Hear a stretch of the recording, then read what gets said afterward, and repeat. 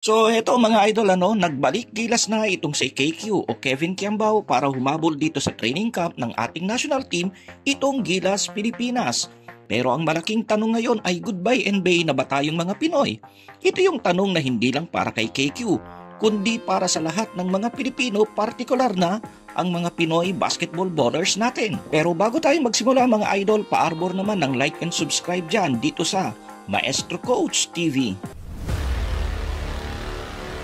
Halos mahigit isang buwan din mga idol lumipad ng US itong si Kevin Kiambao upang tahakin ang matagal na ring tinatahak ng ilang mga Pinoy ballers ang pagpasok sa prestiyosong National Basketball Association o itong NBA. Huwag na tayong magpaligoy-ligoy pa mga idol, tila negative ang naging resulta ng pagsabak nitong si KQ sa kanyang intensyon na makasilat ng kahit man lang isang team dyan sa NBA upang siya ay subukan.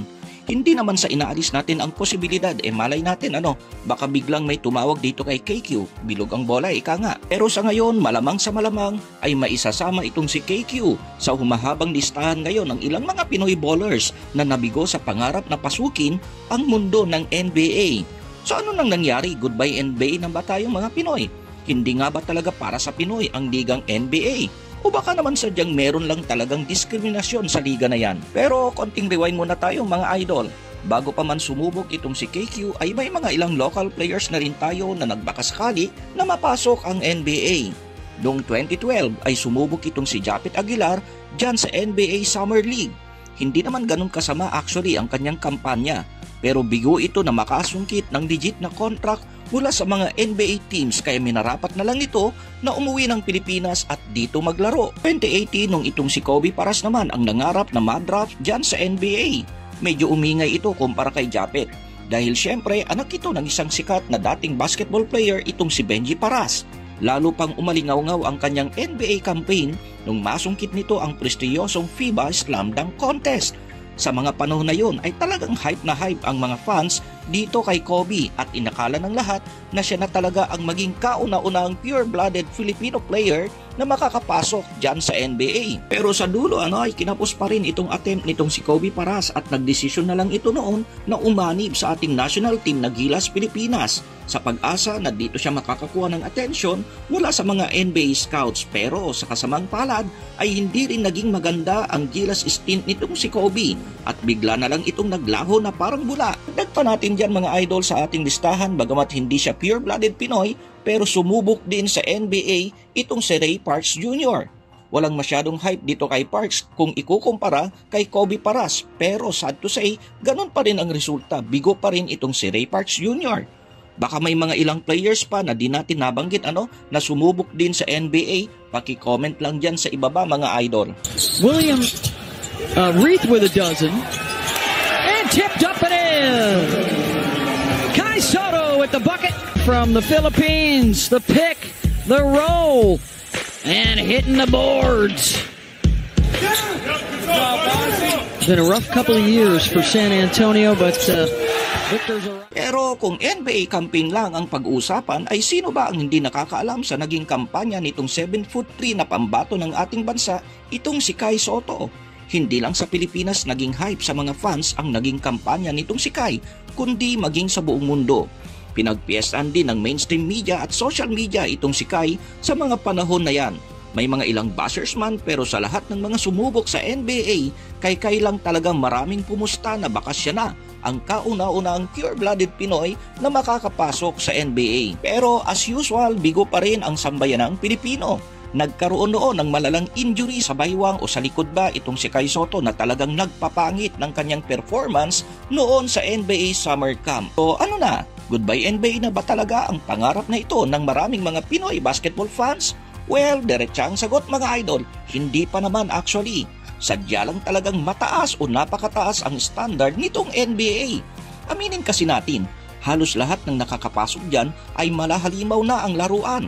Yung iba naman ay nakakapasok at hindi ganun kahalimaw ang laro dahil siguro nakikitaan nila ito ng potensyal. So kung hindi pa naman pala tayo NBA goodbye, sino kaya ang may pinaka-potensyal pa rin na pwedeng makapasok dyan sa NBA?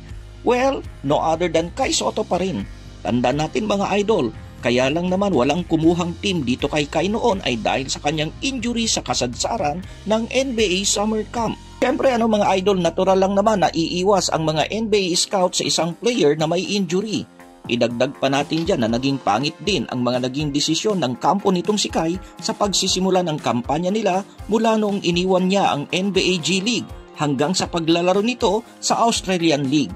Actually marami ang naniniwala talaga na kung naging maganda lang sana ang mga naging desisyon nitong si Kai at ng kampo nito noon ay baka nasa NBA na ngayon itong si Kai Sotto. Pero sabi ng iba, hindi kaya meron talagang diskriminasyon kaya't walang nakakapasok na Pinoy basketball player dyan sa NBA. Well, ito ang madalas na debate ngayon sa pagitan ng mga Pinoy basketball fans. Pero kung titingnan natin mga idol, halos lahat naman talaga ng mga nakakapasok na Asian players dyan sa NBA ay masasabi natin na hinog na talaga sila. Kung babalikan natin bago pa man naging NBA player sina Haddadi, itong si Yao Ming ay talagang sila na yung pinaka-dominanting player sa Asia sa kanilang panahon.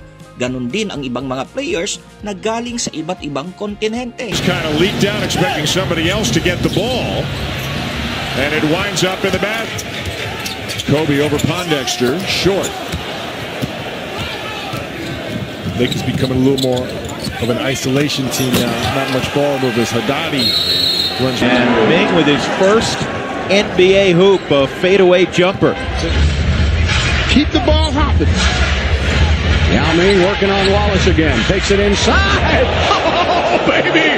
He slams it over Big Ben. That's what you call attitude. Ito yung nakikita natin mga idol na madalas nagiging lapses ng ilang mga local players natin na nag-a-attempt makapasok dyan sa NBA. Yung masyadong pagmamadali.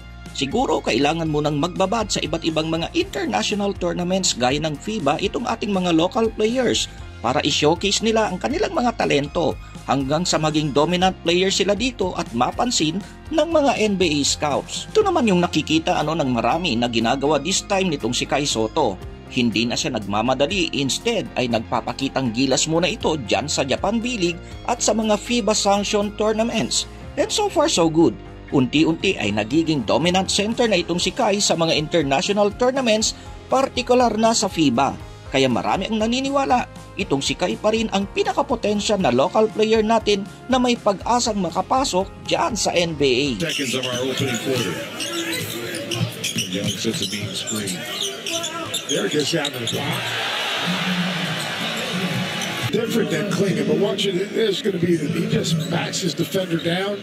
And at 7-2, catches, good finish, good patience in the paint. Pero ang usap-usapan ngayon mga idol na talagang pinagngingit-ngit ng inis ng maraming mga basketball fans kung wala nga bang diskriminasyon ay bakit na-drop sa NBA itong pambato ng China, itong si Yang Hansen, na kung ikukumpara naman talaga dito kay Kai ay di hamak na mas magaling ang ating pambato. Well, to be honest, hindi naman siguro discrimination, pero malamang ay may nakita lang talaga itong Portland Trail Blazer dito sa Chinese player na ito na sa tingin nila ay mabuti para sa kanilang kupunan. Pero kung tutusin ay magandang senyalis rin ito para sabihin na lumalakas ang tsansa ng ating mga Pinoy basketball players na makapasok dyan sa NBA. Kumbaga yung comparison natin, kung itong mahinang Chinese player na ito ay nakapasok sa NBA, how much more sa mas talented na mga Pinoy ballers natin. It's a matter of time lang siguro at syempre, samahan pa natin ang swerte. Kumbaga, hindi natin masisi din itong Chinese player na ito na nangarap makapasok dyan sa NBA at siguro talagang kinampihan siya ng swerte. At yan ang kailangan ng ating mga Pinoy basketball players, yung exposure, yung talent at syempre may kasamang luck. Ikaw naman idol, among our basketball players today, sino sa tingin mo ang may pinakamalaking tsansa na makapasok dyan sa prestiyosong National Basketball Association balang araw? I-comment mo lang yan sa ibaba idol. Ingat and God bless!